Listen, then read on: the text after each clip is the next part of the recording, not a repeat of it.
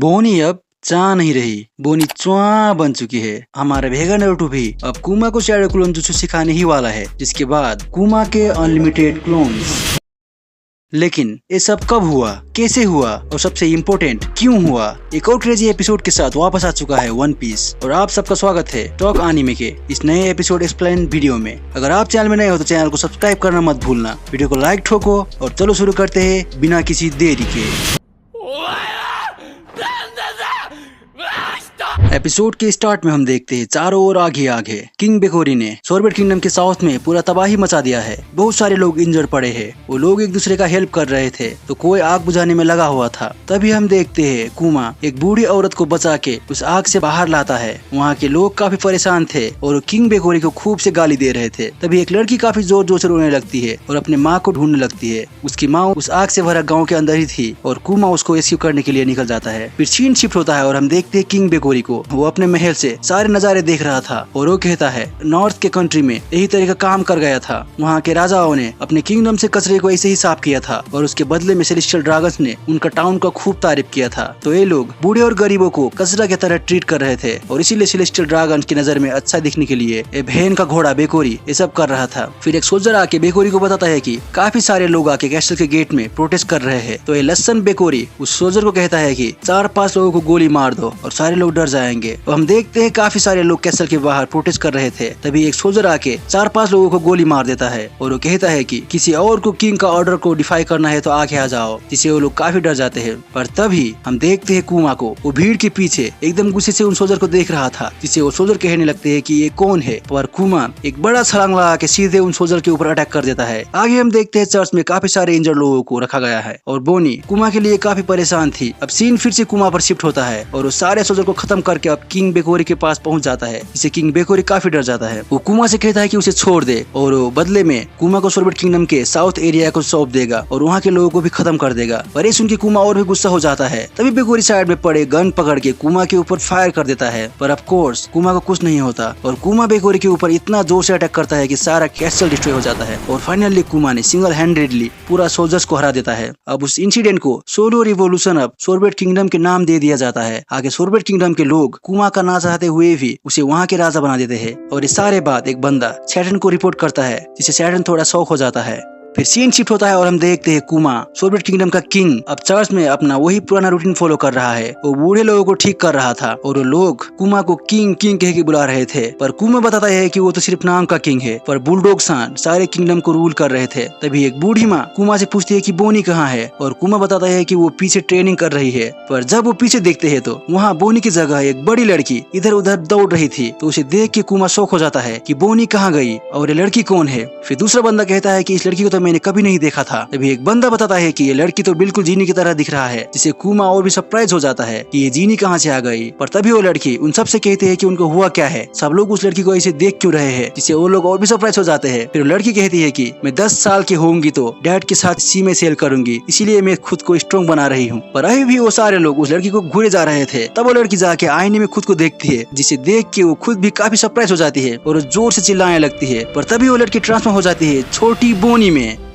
हाँ दोस्तों, वो लड़की और कोई नहीं हमारी बोनी है। वो अब ट्रांसफॉर्म हो सकती है, जिसे देख के तो कुमा का होश ही उड़ जाता है। वो लिटरली भाई जमीन पे गिर जाता है और ये मूवमेंट काफी फनी था भाई। आगे हम देखते हैं वो लोग डेविल फ्रूट के गाइड में देखते हैं कि बोनी ने एज फ्रूट खाया है और वो फ्रूट बोनी के पास कैसे आया, कब आया, किसी को नहीं मालूम। फिर एक बुढ़ा बोनी को फिर से ट्रांसफॉर्म होने को कहता है पर वो ट्रांसफॉर्म कर नहीं पाती। तभी उनका दरवाजा में नॉक होता है और हम देखते हैं बुलडॉग और उसका माँ कोनी कुमा से मिलने आए थे और एक बुढ़ा बुलडॉग को माँ को बोनी समझ के उठा लेता है और चिल्लाने लगता है कि बोनी बुढ़ी हो गई है। आगे बुलडॉग उन सबको एक न्यूज़पेपर दिखाते हुए कहता है कि किंग बेकोरी जिंदा है और वो खबरों को बदल के कुमा का रेपुटेशन खराब कर रहा है और क्योंकि उसका पास वर्ल्ड गवर्नमेंट है तो फिर से सोरबेट किंगडम को वापस लेने आने वाला है, जिसे सुन के वहाँ के लोग काफी डर जाते हैं। पर कुमा उन सबसे कहता है कि डरने का बात नहीं है, अगर बेकोरी वापस आएगा तो कुमा उन सबसे फिर से लड़ेगा। पर इस बार वर्ल्ड गवर्नमेंट भी बेकोरी के साथ है तो कुमा को जरूर क्रिमिनल करार कर दिया जाएगा, तो उसके बाद वो इस शहर में नहीं रह सकता। वो बुलडॉग को कहता है कि कुमा के एब्सेंस में वो बोनी का ख्याल रखे और हम बोनी को देखते हैं जो अब खुद को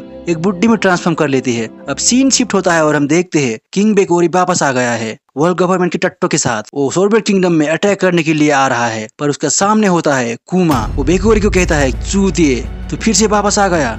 अब कुमा को देख के बेकोरी एकदम से भड़क जाता है और वो नेवी को ऑर्डर देने लगता है कि कुमा को खत्म कर दे। पर कुमा एक काफी बड़ा रशिंग गन क्रिएट करता है और नेवी के तीनों शिप्स को एक ही बार में डुबा देता है। अब आगे हमें पता चलता है कि उसके बाद वर्ल्ड गवर्नमेंट ने कुमा को क्रिमिनल घोषित कर दिया है और उसके ऊपर बाउंड्री रख दिया है। अब कुमा दुनिया के सारे कोने में जाता है और बोनी की बीमारी और क्योर के बारे में पूछने लगता है, पर उसे कहीं से भी बोनी का क्योर नहीं मिलता। अब काफी टाइम बीत जाता है और कुमा भी अब होपलेस होने लगता है। तभी एक दिन कुमा का फिर से मुलाकात होता है रिवोल्यूशनरी आर्मी के साथ, जहाँ ड्रैगन कुमा को डॉक्टर वेगापंक के बारे में बताता है। वो कुमा को बताता है कि डॉक्टर वेगापंक नेवी के साइंटिस्ट है, उसे नॉर्मली तो मिल पाना इम्पॉसिबल है, पर वेगापंक अभी अपना नया लैब एक हेड में शिफ्ट हुआ है तो अभी वहाँ का सिक्योरिटी उतना टाइट नहीं है और वेगापंक का पास बोनी का क्योर हो सकता है। और ड्रैगन बताता है कि वेगापंक एक चूतिया आदमी जरूर है, पर नई चीजों पर वो काफी ज्यादा शौकीन है, तो कुमा को उससे मिल लेना चाहिए। ये सुन के कुमा काफी खुश हो जाता है। वो कहता है कि उसने ऑलमोस्ट सारे होप छोड़ दिए थे और वो ड्रैगन का शुक्रिया करके वहाँ से निकल जाता है। पर जाते वक्त कुमा ड्रैगन से कहता है कि अगर बोनी ठीक हो जाएगी तो वो फिर से रिवोल्यूशनरी आर्मी ज्वाइन कर लेगा। फिर हम देखते हैं सोर्बेट किंगडम, जहाँ बोनी काफी शोर शराबा मचा रही थी। तभी वहाँ कुमा आ जाता है, जिसे देख के वो काफी खुश हो जाती है। आगे कुमा बोनी को लेके वेगापंक के पास निकल जाता है।